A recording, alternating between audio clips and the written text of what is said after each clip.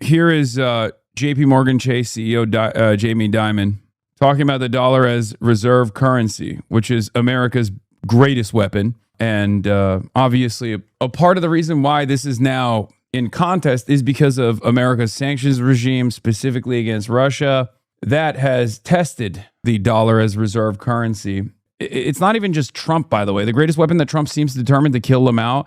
No, it wasn't Trump. Obama did this too, and so did Biden, and so did Trump, and Trump won. The additional sanctions that America deploys, especially against very powerful economies like Russia, in comparison to all these other countries, is quite literally the reason why a secondary market was formed. They necessitated a swift alternative. About the dollar as the central reserve currency of the world. Yeah, well, make this one easy. If the United States is not the preeminent military and the preeminent economy in 30 or 40 years, we will not be the preeminent reserve currency. That is what it relates to. It also relates to our rule of law, that you can buy and sell dollars, you can buy a house, you can start a business. You can't do all that in China without the permission of the government. What you can do with your dividends and all the things like that. So it's still a very powerful thing. I mean, here's a IQ test. Ready? If you could only invest all your money in one country, what country would it be? Yeah, there's only one obvious answer. And China. It's because of the dynamic economy. It's because you own the dollar. It's because it's a free country. We got rule of law. You can buy things. It's also protected by the United States military. Thank you, General Milley. It's protected by courts, the Atlantic and the Pacific. I was in a country in the Middle East, and someone was telling me that they were taking their gold out of the vaults in the United States, and they're bringing it here because they're pissed off at us. I was like, well, yeah, that's really great, except there are 3 armies who can come take your gold right now. And that is the world.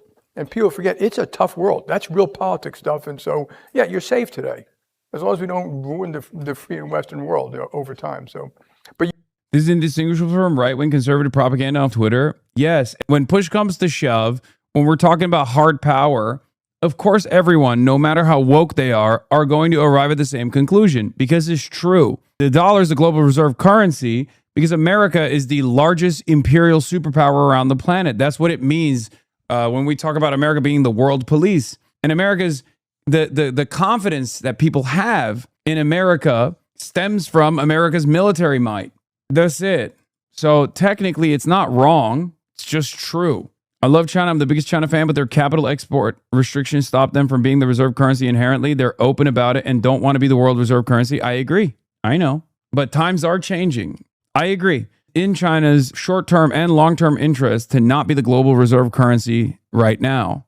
And that's the only thing stopping them from pushing for this. Yeah, China is too short-sighted. Come on, dude. You can call them many things, but short-sighted you cannot.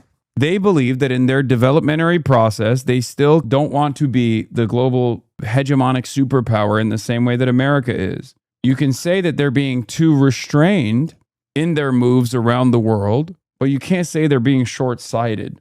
Unironically, that's the opposite. BRICS sells seething right now. What about BRICS? Okay, what about BRICS? BRICS is an opportunity to gain leverage against America. BRICS is not a real bloc as it stands currently. What is the I in BRICS, dude? India. The fuck are you talking about?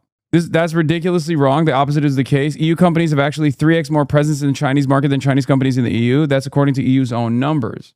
The EU's investment stock in China, that is the total value of European Union companies' operations and assets in China, stood at $239 billion in 2024, whereas China investment stock in the EU stood at $79.8 billion for the same year. Just take cars, for instance. Everyone knows that the EU is making it incredibly difficult for Chinese EV companies to enter the European market. European car makers have been operating in China for decades. What is true is that China exports more to the EU than vice versa, but that's an entirely different matter. And that, too, by the way, is often a reflection of China's openness to foreign business. Kristersson is Swedish, so let's take the example of IKEA. They make a huge proportion of their products in China and sell them across Europe. Are you going to make the case that means China is accessing the European markets at Sweden's expense? IKEA's entire business model couldn't even exist if it weren't for its production in China. It's certainly not in the EU that they could produce their ultra-cheap furniture. And incidentally, IKEA operates 41 offline shopping malls in China compared to 22 permanent stores in Sweden in 2025. So it has nearly twice as many stores in China as it does in its home country. If that were the other way around, we'd scream overcapacity. So no matter how you look at it, it's China that has far more open to European companies than the contrary. Politicians like Christensen are conflating a trade deficit with market access, two entirely different things. Yeah, he says China often has access to the European market in ways that the European companies do not enjoy with the same ease in China. We cannot allow China to have one set of rules while European companies operate under a completely different set of rules. It's bullshit. The reason why every European leader complains about China is because European capitalists, Western capitalists broadly, went to China and built it as the manufacturing hub of the planet. And now they're annoyed by it. They designed it for their own personal profit-seeking benefits for decades and decades. The problem is, unlike India, China took all of that foreign investment and developed itself to become a competitive superpower. That's the problem. As long as you take the foreign investment and then recycle it back to either, compradors or Western capital in some way, shape, or form, then it's good. But if you take all that foreign investment and develop your country and engage in even development, then that's an issue. Now you're actually a competitive power. We don't like that. That's where the factor of communism comes into play. That's where central planning comes into play. That's it. That's literally the only reason why these guys complain all the time. China played the game that the Western capitalists had designed. They played it to their own benefit. It doesn't matter if it's true, it feels right, and that flattens the Western chauvinism of Europe. The alternative is recognizing China's qualitative superiority. There's also the other side of this story. Europe wants to maintain an industrial base. And if you want to maintain an industrial base, if you want to keep developing things in Europe, then of course your allegiance with China is going to be on shaky ground. I don't know how to solve this problem. I believe in diplomacy and I believe in working with China, but I also understand why this yields a totally separate problem for the European economy, the European markets, but also for America as well. For example, I'm in favor of the UAW. I totally understand why America maintains some level of trade protectionism when it comes to vehicle manufacturing, because it's one of the only remaining domestic industries that we have. So I don't know how this works. I don't know how China keeps being the manufacturing base of the world and then develops better trade relations with Europe, for example.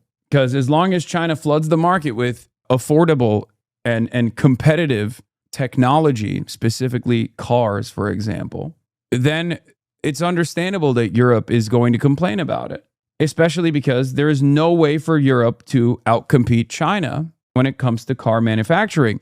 China's technological proficiency in manufacturing is far above and beyond Europe. It's not even close. BYD is manufacturing everything, every component internally. They make one car every 58 seconds in one of their factories. There's no comparison in Europe, and there's certainly no comparison to that in America. It's over. For most of human history, Europe, especially Northern and Central Europe, was an impoverished backwater, low agricultural productivity, low population that only changed because of uneven industrial development. When the rest of the world develops equal industrial productivity, why would Europe stay relatively rich? I'm not even saying that Europe should stay relatively rich. I'm just saying every country is obviously interested in maintaining its competitive standards, maintaining its quality of life, and maintaining its industrial capacity. It's an inevitability that China will destroy it. Europe return to Euro poor is not, you can't advocate for that. That doesn't make any sense. Why would any politician be on board with that? I'm thinking about it from, look, I'm not personally a, Mersheimer head who believes in like offensive realism or operate off of a realist framework when it comes to international relations. But I also do understand that there is legitimacy to that framework. And I do understand why countries would make the decisions that they're making. I'm thinking beyond that framework and wondering how Europe could potentially develop a better relationship with China without having severe quality of life adjustments, which they're already facing no matter what because of their allegiance to America. America uses the European Union like a cum sleeve, like a fleshlight. That's why Europe's quality of life has diminished since the 90s. Since the Soviet Union fell, the European trajectory has been downward. And America's trajectory in comparison to Europe has been a little bit better, but American trajectory has also been downward as well. All the while, There's one group that has benefited from it. It is the capitalists. The capitalists have benefited from this tremendously. They have added unbelievable amounts of wealth. There's been a tremendous amount of wealth consolidation in the process. Their relative wealth must decline, but their absolute wealth and quality of life can improve for normal people. Exactly. That's why I always say if America or Europe wanted to compete with China, they would have to become China. If China wants to continue trading with the world, it will need to eventually increase its consumption and imports. This is something the leadership recognizes as well. Europe will begin protectionist measures, and other countries will become more protectionist as well as they develop. China will continue its export advantage for the foreseeable future, but they will need to balance it just a little bit, or industrial economies will shut them out. China also has a domestic problem because all of this development inside of China has led to the same exact development traps that European countries and the United States of America has withstood.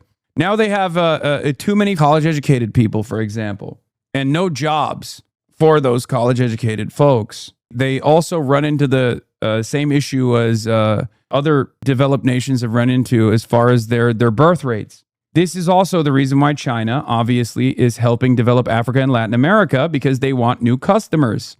That's the reason why the One Belt, One Road initiative exists. That's what they've been doing. They want to develop Africa so they can set up secondary markets in Africa. And they've done so very successfully. But again, there is a timeline there. There's a limit to that. There's an endpoint there. Lights out. What? Are you referencing Xiaomi's dark factory and tooling and medium assembly automatically overnight 24/7? Yes. Hey everyone, it's Faye from Xiaomi. Welcome to our molding workshop. It's fully automated. Bro, their workshops are insane, dude. That's the other problem. What will she do? Okay, this whole like idle hands are the devil's work mentality that Xi Jinping has, his anti-welfare mentality, unironically is going to cook the next generation, because what the f are they going to do? They can't even work in the factory anymore. That's also a problem. People need jobs. Even runs in the dark. These machines read data in real time and adjust as they work. Robotic arms pick up every part. AI cameras check the surface. No missed spots, no shortcuts. And the result? Every plastic part looks almost the same. Honestly, watching this line run by itself, I cannot stop looking at it. Next, I will show you how steel takes shape. Stay with me. Will we maybe see an explosion in the arts with so many people freed up from manual labor in China? If you ask me, that's their biggest L, in my opinion. They're too focused on their own markets, and they also genuinely want to control culture. Like there's far too much control over cultural output. So who knows? You're just an addicted consumerist promoting your drug. Please stop. Wait, what?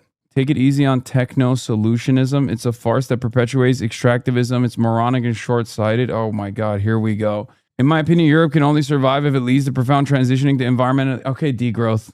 Okay, Kohei Saito, dial it back. Dial it back a little bit. Jesus Christ. They know that, and that's why youth unemployment was a prominent point in the newest 5-year plan proposal. I know. I'm just wondering out loud what they will do to solve the youth unemployment crisis, because it is a crisis. I have confidence. I have perhaps too much confidence in not only Xi's vision, but I have too much confidence in the Communist Party of China as far as like what they've done so far. I look at their track record. I look at the development in China, and I do believe that they will solve these problems inevitably. I just don't know how they will do so. If China is a transitional socialist state, as they claim to be, what shape does socialism with Chinese characteristics take in the next decade? How do they solve some of these issues? There's also a lot of opportunity, like, because there's a lot of sectors that still need a lot of investment in China. Healthcare is one of them. I think elder care will probably be another one as the Chinese population continues to age. There's a lot of opportunities for internal investment, and we shall see where they go with that. But I always wonder, if you have a youth unemployment crisis and you're steadily automating your developmentary process, where are these guys with college educations going to go? Where will they work? They need work, especially in the absence of any kind of welfare system that the Chinese government has always been against. You're kind of a cunt for bashing degrowth. No, man, I'm not. But that chatter is under the global capitalist system. The only thing that holds society together is constant consumption. Okay. Unfortunately, it's too idealistic to be like, yeah, we should just make people not want to consume things. Like, that's crazy. Americans especially rioted with weapons because they couldn't get a haircut during COVID out of necessity. Okay. Obviously, I have short-term goals here as well as long-term goals. Degrowthers sometimes come across as like, prison abolitionism tomorrow chatters. You know what I mean? Can you imagine going to the countryside and being like, excuse me, we have to really reconsider our consumption choices.